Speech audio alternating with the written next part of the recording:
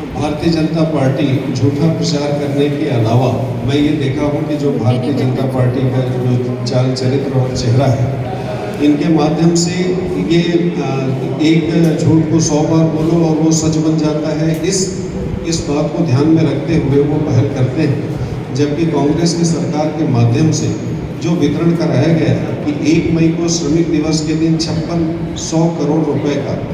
56 करोड़ रुपए का साइकिल और मशीन का वितरण कराया गया, और साथ ही लगातार जो भी पात्र हितग्राही हैं उनके खाते में सीधे पैसा देने का काम कांग्रेस की सरकार के माध्यम से की जा रही है। और सिर्फ इसलिए की जा रही है कि 15 साल की जो भारतीय जनता पार्टी की सरकार थी उनके माध्यम से साइकिल और सिलाई मशीन का वितरण किया जाता था, और लगातार इसमें शिकायत आती थी कि साइकिल घर लेके जा रहे हैं तो उसका चक्का निकल के बाहर चला जा रहा है, तो चैन टूट जा रहा है, इस तरीके की शिकायत आती थी। और उन्हीं सारी बातों को ध्यान में रखते हुए कि इसमें जो कमीशन खोरी होती है उसको समाप्त करने के उद्देश्य से सीधे हितग्राहियों के खाते में पैसा देने का काम माननीय भूपेश बघेल जी की सरकार के माध्यम से की गई है। और तीनों ही मंडल के द्वारा जो संचालित योजनाएं हैं, 56 करोड़ रुपए की राशि 1 मई को जारी की गई थी, और लगातार उस दिनांक से लेकर आज तक आज भी हम साइकिल और छात्रवृत्ति की राशि सीधे डीबीटी के माध्यम से उनके खातों में हस्तांतरण किए, और भविष्य में भी हम इसी दिशा में काम करते हुए आगे बढ़ेंगे। श्रम कल्याण मंडल की जो जिम्मेदारी, मूल जिम्मेदारी अविदाय संस्थानों में जितने भी 10 या 10 से अधिक की संख्या में श्रमिक जो काम करते हैं उनका पंजीयन कराना, उसके लिए पहल करना, और जो अविदाय राशि जमा हो उसके लिए वेलफेयर के लिए योजना बनाना और उसका लाभ देना, और जितना राशि जमा होगा उतना ही पैसा शासन हमको देगी, और फिर उस दिशा में हम योजना बनाकर उसका क्रियान्वयन कराएंगे। साथ ही जैसे श्रम कल्याण मंडल इन बातों से अपने आप को दूर नहीं कर सकते कि श्रमिकों का जहाँ पे अहित हो रहा है, कि जैसे अगर श्रम का सही मूल्य नहीं मिल रहा है या किसी के साथ गलत तरीके से उसको नौकरी से बाहर कर दिया जा रहा है, इसके लिए भी श्रम विभाग में अधिकारी बैठे हुए हैं, माननीय मंत्री शिव डहरिया जी हैं, उसमें भी हम इस बात को वहाँ तक निश्चित रूप से पहुँचाने का भी काम कर रहे हैं। जहाँ जहाँ से भी शिकायत प्राप्त हुई है, हेल्पलाइन नंबर के माध्यम से या ईमेल आईडी से अगर शिकायत प्राप्त हुई है तो उस पर कार्रवाई भी हुई है और लोगों को राहत भी मिला है। 15,000 नोटिस पूरे प्रदेश भर में छत्तीसगढ़ श्रम कल्याण मंडल के माध्यम से पहली बार जारी की गई है। चूँकि एक संस्थान तक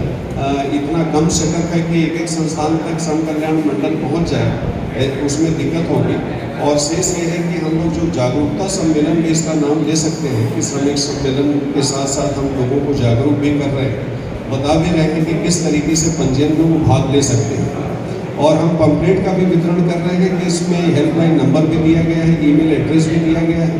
कि यदि किसी श्रमिक का पंजीयन नियोजक के माध्यम से नहीं हो रहा है तो सीधे इस हेल्पलाइन नंबर पे वो भी अपना कंप्लेन करके अपनी शिकायत दर्ज करा सकते हैं, और साथ ही ईमेल आईडी पे भी वो अपनी शिकायत दर्ज करा सकते हैं, जिससे कि श्रम कल्याण मंडल के माध्यम से पहल की जा सके। और लगातार इस दिशा में हम लोग बहुत मजबूती से काम किए हैं, जिसके कारण ही पौने 5 साल में 2,57,000 की संख्या को प्राप्त कर पाए। और आने वाले समय में भी चूँकि योजनाओं का लाभ तभी हितग्राहियों को मिलेगा जब श्रम कल्याण मंडल में उनका पंजीयन होगा।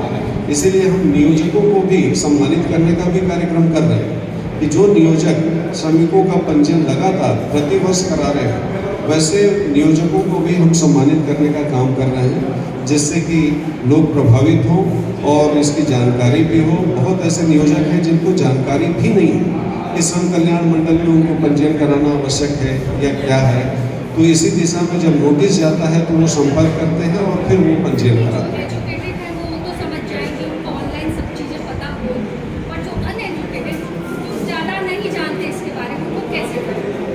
उसी का ये माध्यम बनाया गया है। एक तो ये है कि जैसे आप समझें इस बात को कि श्रमिकों को पंजीयन नहीं कराना है, नियोजक को पंजीयन कराना है। और 10 की संख्या में यदि किसी संस्थान में संगठित श्रमिक काम कर रहे हैं,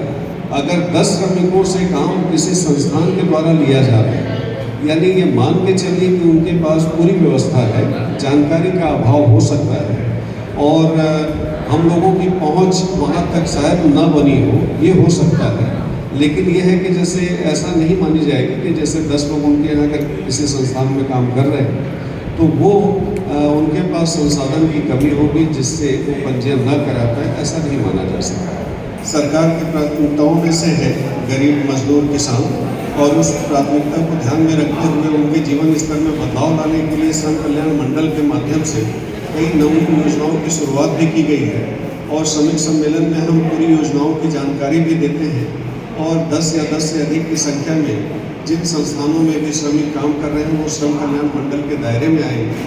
और वहाँ नियोजकों के माध्यम से श्रमिकों का पंजीयन होना है, न कि श्रमिकों के माध्यम से। इस बात को भी हम बता रहे हैं। साथ ही नियोजक जो हैं उनसे भी निवेदन कर रहे हैं कि जितने भी श्रमिक उनके संस्थानों में कार्य कर रहे हैं, उन श्रमिकों का पंजीयन कराने से ही हम उन योजनाओं का लाभ, जो श्रम कल्याण मंडल में 13 योजनाएं संचालित हैं, उनका लाभ हम दे पाएंगे। श्रम कल्याण मंडल के माध्यम से जो सबसे महत्वपूर्ण योजना की शुरुआत की गई है, कांग्रेस की सरकार के द्वारा शुरू की गई है, कि जो छात्रवृत्ति प्रोत्साहन योजना है, उसमें पहले से लेकर 8वीं तक के छात्र छात्राओं को हम 3,000 रुपये प्रति वर्ष दे रहे हैं। उसी तरीके से 9वीं से लेकर 12वीं तक के जो छात्र छात्राएँ हैं, उनको हम 6,000 रुपये प्रति वर्ष दे रहे हैं। उसी तरीके से जो ग्रेजुएशन करने वाले BA, BSc, BCom करने वाले छात्र छात्राएँ हैं, उनको हम 15,000 रुपये प्रति वर्ष दे रहे हैं। और जो PG करने वाले जो छात्र छात्राएँ हैं, MA, MCom, MSc जो कर रहे हैं, उनको हम 30,000 रुपये प्रति वर्ष दे रहे हैं। और उच्च शिक्षा में यदि किसी छात्र छात्राओं का सिलेक्शन शासकीय सीट में होता है, यदि चाहे वो नीट हो, IT हो, IIT हो, NIT हो, उसमें यदि उच्च शिक्षा में सिलेक्शन होता है तो प्रति वर्ष हम 50,000 रुपये साल देने का प्रावधान श्रम कल्याण मंडल के माध्यम से किए हैं। साथ ही जो 10वीं और 12वीं में जो छात्र छात्राएँ 85% से अधिक अंक प्राप्त कर रहे हैं, उनको भी हम 5,000 रुपये प्रोत्साहन राशि के रूप में दे रहे हैं। श्रमिकों के बच्चे खेलकूद में भी भागीदार बने, भाग लें, और उनको प्रोत्साहित करने के उद्देश्य से श्रम कल्याण मंडल के माध्यम से जिला स्तर पे, संभाग स्तर पे, राज्य स्तर पे, राष्ट्रीय स्तर पे, अंतर्राष्ट्रीय स्तर पे यदि प्रथम, द्वितीय या तृतीय स्थान प्राप्त करते हैं तो उनको हम 5,000 रुपये से लेकर 1.5 लाख रुपये तक प्रोत्साहन राशि देने की व्यवस्था श्रम कल्याण मंडल में की गई है। श्रम कल्याण मंडल के जो संगठित जो गर्म पौष्टिक भोजन उनको केंद्रों से मिलता है, उसमें 10 रुपये उनसे श्रमिकों से लिया जाता था, और जबकि असंगठित और BOC के जो श्रमिक हैं उनसे 5 रुपये लिया जाता था। इस विसंगति को भी समाप्त करने का प्रस्ताव शासन को भेजा गया था, और मैं शासन का आभार भी व्यक्त करता हूँ कि शासन से इसकी स्वीकृति 20 जुलाई को आ चुकी है। और अब जो श्रम अन्य योजना का लाभ संगठित क्षेत्र के जो श्रमिक हैं उनको भी 5 रुपये में गर्म पौष्टिक भोजन प्राप्त होगा, और कहीं भी इसकी शिकायत यदि आती है तो उससे अधिक दर पर वसूली की जा रही है, तो इसी एक्ट के अंतर्गत हम संबंधित पे FIR भी दर्ज कराएंगे। साथ ही श्रम कल्याण मंडल के माध्यम से पूरे प्रदेश में लगभग 15,000 से अधिक नोटिस जारी किए गए, जिसके माध्यम से आज 2,57,000 पंजीयन 5 साल का जो कांग्रेस का कार्यकाल है उसमें कराया गया है। जब 15 साल भारतीय जनता पार्टी की सरकार थी, उनके माध्यम से जो श्रमिकों का पंजीयन कराया गया था लगभग 2 लाख की संख्या थी। आज वो 5 साल में डबल से भी अधिक 4,57,000 की संख्या को हम पार कर चुके हैं, और लगभग 5,000 संस्थानों को भारतीय जनता पार्टी की जब सरकार थी उस समय तक, जब से छत्तीसगढ़ गठन हुआ, और उस दिनांक से लेकर भारतीय जनता पार्टी की सरकार जब तक रही है उस दिनांक तक लगभग 5,000 संस्थानों का पंजीयन हुआ था, और हम 4,500 संस्थानों का पंजीयन मात्र 5 साल में कराने में सफल रहे। तो हम श्रमिकों के जीवन स्तर में बदलाव लाने के लिए जो उनके माध्यम से निदाय जमा किया जाता है,